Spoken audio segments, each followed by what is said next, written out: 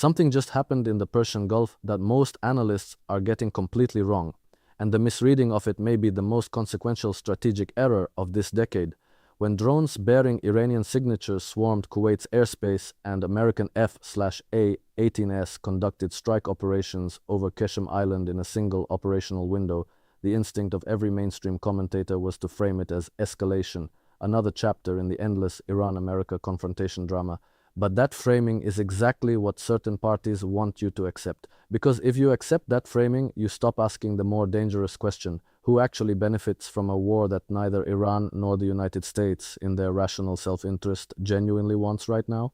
There is a critical realization I want to plant in your mind right now, something I will fully unpack in the final third of this conversation, and it is this.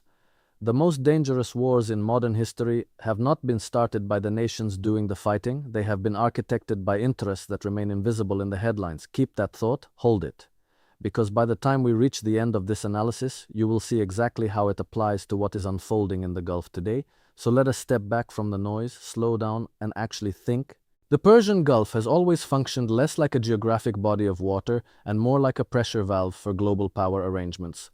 When that valve trembles, it is rarely because of the two parties standing closest to it. That has been true since the tanker wars of the 1980s, it was true during the 2019 Strait of Hormuz incidents, and it is profoundly true today. The drone swarm over Kuwait and the American strikes on Qeshm Island did not emerge from a vacuum. They emerged from a specific sequence of geopolitical pressures that have been building for months, pressures that, when you trace them back to their origin, do not begin in Tehran or Washington. They begin somewhere far more interesting. Let us start with what we actually know about the operational picture. Qeshm Island is not a random target. It sits at the mouth of the Strait of Hormuz, that 12-mile-wide choke point through which, depending on the week, between 17 and 21 million barrels of oil pass every single day, roughly 20% of the world's entire petroleum supply. Any military planner who looks at Qeshm is not thinking about Qeshm in isolation. They are thinking about the strait. They are thinking about what it means to control, threaten, or deny access to that corridor. American strikes there are not punitive in the conventional sense. They are architectural. They are designed to reshape what Iran perceives as its own defensive geometry. And Iran's drone operation over Kuwait, whatever its tactical objectives, is a message transmitted in the same architectural language. Both sides are not fighting a battle. They are negotiating the future map of Middle Eastern power. Through violence, yes, but negotiation nonetheless. Now here is where we have to slow down and resist the gravitational pull of the conventional narrative. The conventional narrative says this is about Iran's nuclear program. It says this is about American deterrence. It says this is about Israel's security architecture and the Abraham Accords and the regional normalization process that was gaining momentum before October 7th, 2023 changed everything. All of those elements are real. None of them is the whole story. To understand why this matters at a deeper level, we have to look at what has been happening in global currency architecture over the past 18 months. Because what is being fought over in the Persian Gulf is not ultimately about oil in the physical sense. The United States has been energy independent or close to it for years now. American jets are not flying over Qeshm Island to protect American fuel supplies. They are flying there to protect something far more abstract and far more essential to American power. The pricing mechanism, the petrodollar, the arrangement constructed with extraordinary strategic patience after 1973, whereby oil is priced in dollars, dollar-denominated reserves are recycled through American financial institutions, and the United States maintains its ability to run structural deficits without facing the discipline that any other nation would face. That arrangement is not merely an economic convenience. It is the load-bearing wall of American global hegemony, and it is under more sustained pressure today than at any point since its construction. Iran, whatever its many contradictions and internal power struggles, has been one of the most consistent and vocal advocates for oil trade denominated outside the dollar system. It has conducted bilateral oil for goods arrangements with China, with India, with Russia, with Turkey. It has experimented with barter, with cryptocurrency, with gold-backed instruments. Every time Tehran finds a way to move energy without touching the dollar, it chips away at the system that American power ultimately rests upon. That is the real reason why Iran cannot be allowed to normalize, to grow, to become a fully integrated member of a multipolar economic order. Not because of its nuclear centrifuges, The nuclear question is the marketing ploy. The centrifuges are the cover story. The real anxiety in certain Western capitals is about what a stable, economically integrated Iran does to the architecture of dollar supremacy. And now I want you to ask yourself a genuine question, one worth leaving in the comments below. If the petrodollar system is the actual prize being defended, then who has the most to lose if that system continues to erode? And would those parties have an interest in keeping the Gulf in a state of controlled instability rather than allowing genuine de-escalation? Because here is what controlled instability actually does on the chessboard. It keeps Gulf Arab states dependent on American security guarantees. It prevents the full normalization of trade relationships between Iran and its neighbors. It gives Washington ongoing justification for its Fifth Fleet presence in Bahrain. It maintains the psychological environment in which dollar-denominated safe haven assets, treasury bills, treasury bonds, remain the default refuge for nervous capital. Every time the Gulf heats up, money flows into dollars, not because America is strong, but because fear is predictable. And predictable fear is extraordinarily useful if you know how to position yourself in advance of it. Now, Kuwait. Let us talk about Kuwait specifically, because the choice of Kuwait as the target of the drone swarm, if the attribution holds under scrutiny, and I want to be careful here because early attribution in these events is notoriously unreliable, is geopolitically loaded in ways that are not immediately obvious. Kuwait is the Gulf state with perhaps the most complicated relationship with both Iran and the United States. It shares a maritime border with Iran. It has historically maintained diplomatic channels with Tehran even during periods of peak tension. It is also host to American military infrastructure that is critical to any sustained Gulf operation. Kuwait is a pressure point. Striking or threatening Kuwait is not like striking Saudi Arabia or the UAE. It does not carry the same immediate escalatory weight, but it carries a message that lands in every capital simultaneously. No one is outside this conversation. No one gets to sit safely in the middle. But to understand why the timing of this matters, we have to look at what has been happening diplomatically in the weeks preceding these events. Quiet back-channel conversations between Iranian and Saudi officials, facilitated by Chinese and Omani intermediaries, had been inching forward. The Beijing-brokered Saudi-Iran normalization of 2023 had survived multiple stress tests. There were signals, cautious, fragile but real, that a broader regional framework, one that might eventually include some form of security understanding between Tehran and the Gulf Cooperation Council states, was within reach. That framework, if it materialized, would be transformative. Not just for the region, but for the global power balance. A Middle East in which Iran and Saudi Arabia are not adversaries is a Middle East in which American military presence is a service being purchased rather than a necessity being accepted. That is a fundamentally different power relationship. And it is a relationship that certain external actors, and I will let you decide in the comments who you think those actors are, have a deep structural interest in preventing. So when drones fly and jets strike and headlines scream escalation, the first question a serious analyst asks is not what happened. It is what was about to happen before this interrupted it. Now, I want to address something that the American audience specifically needs to hear, because there is a way in which the domestic political environment in the United States has made serious strategic thinking almost impossible on this subject. The political class in Washington has become so thoroughly captured by a particular narrative architecture, one in which Iran is irredeemably adversarial, in which any engagement is appeasement, in which military demonstration is always preferable to diplomatic risk, that the actual strategic interests of the American people have been almost entirely displaced.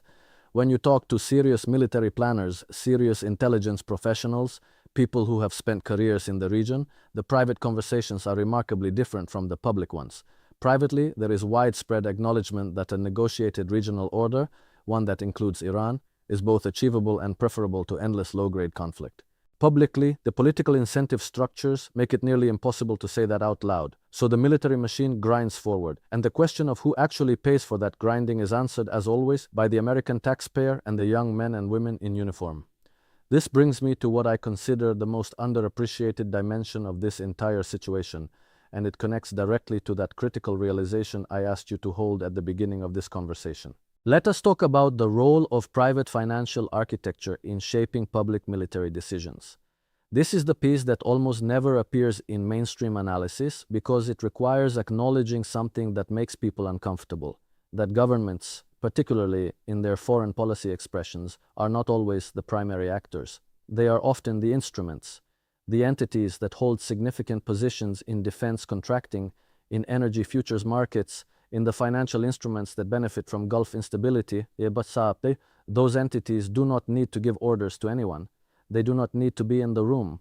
The incentive structures they have helped construct over decades will reliably produce the outcomes they prefer, without any explicit coordination. This is not conspiracy theory. This is institutional mechanics. This is how complex systems actually function at scale. When Lockheed Martin's stock moves on Gulf tension news, that is not incidental. When oil futures spike on a Qeshm Island strike, somebody positioned in advance of that spike captured real wealth. When treasury yields compress because nervous Asian capital floods into dollar assets after a Gulf escalation, the beneficiaries of that compression are identifiable. They sit on boards, they fund campaigns, they staff think tanks, they shape the intellectual environment in which policy decisions are made, and none of it requires a single explicit phone call saying, "Start a war." The system produces the result because the system was designed through decades of patient institutional construction to produce that result. So the critical realization, the one I asked you to hold, is this. You cannot understand what is happening in the Gulf by looking at the Gulf. You have to look at what the Gulf's instability produces in financial markets, in currency flows, in political leverage, in the institutional power of the entities that benefit from the current arrangement. When you look through that lens, the drones swarm over Kuwait and the strikes on Qeshm Island stop being a mysterious escalation and start being a comprehensible, almost mechanical output of a system that is doing exactly what it was designed to do. Now, what does this mean for where we go from here? Because geopolitical analysis without forward-looking clarity is just entertainment. Let me give you my honest assessment. The risk of genuine, large-scale military conflict in the Gulf is real, but not as high as the headlines suggest, yet. The reason is that the major players, including Iran's military leadership, American Central Command, and the Gulf Arab states, all understand that a genuine shooting war at scale would be catastrophic and uncontrollable. Iran's missile and drone arsenal is sophisticated enough to inflict serious damage on Gulf infrastructure. A sustained Iranian effort to mine or threaten the Strait of Hormuz would send oil prices to levels that would trigger a global recession. Nobody who has actual decision-making authority in Tehran, Riyadh, or Washington wants that outcome. The problem, and this is the genuinely dangerous part, is that the interests who benefit from controlled instability have incentives to keep pushing the temperature higher without necessarily intending to start a full war. And systems under that kind of sustained pressure can slip past their own intended limits. History is full of wars that nobody wanted, started by mechanisms that nobody fully controlled.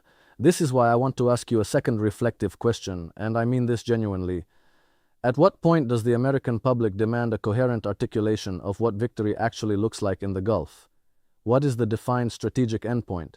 Because if the answer is sustained pressure until Iran capitulates completely, then the questioner needs to explain why, after 45 years of sanctions, regime pressure, military posturing, and covert operations, Iran is more regionally powerful today than it was in 1979, not less.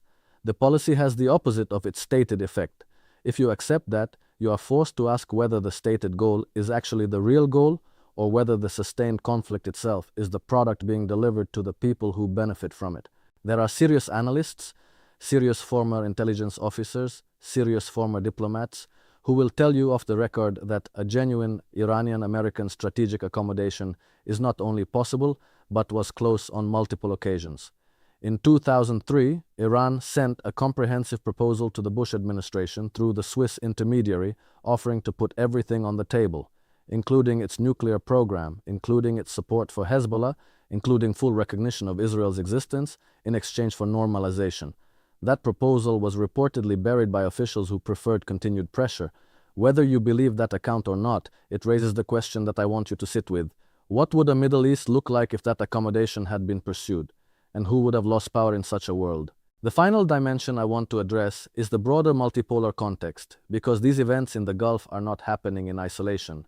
They are happening in a world where the dollar-centric order is under structural challenge from the BRICS expansion, from bilateral trade agreements that bypass dollar clearing, from China's patient construction of alternative financial infrastructure, from Russia's forced innovation in sanctions-resistant payment systems.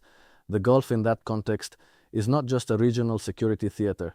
It is one of the last remaining geographic pillars of dollar hegemony.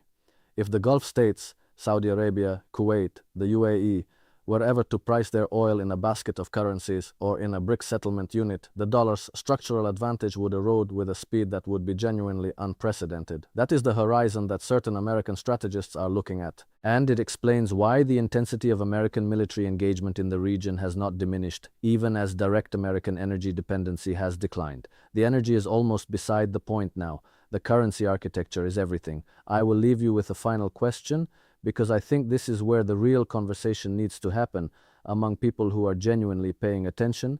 If you were an architect of a new regional order in the Middle East, one that served the actual populations of the region, including the Iranian people, the Kuwaiti people, the Saudi people, and yes, the American people, what would it look like and what would you have to dismantle to build it?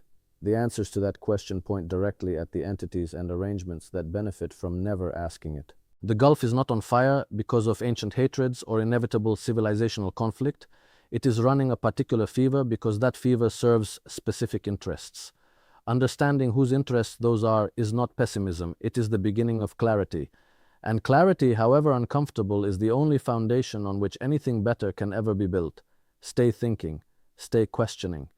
And if this resonated with you, if you see the picture differently than you did 10 minutes ago, tell me in the comments what piece of this you had not fully considered before. Because the conversation that needs to happen is not on the editorial pages of the Washington Post, it is here, between people who are actually willing to look.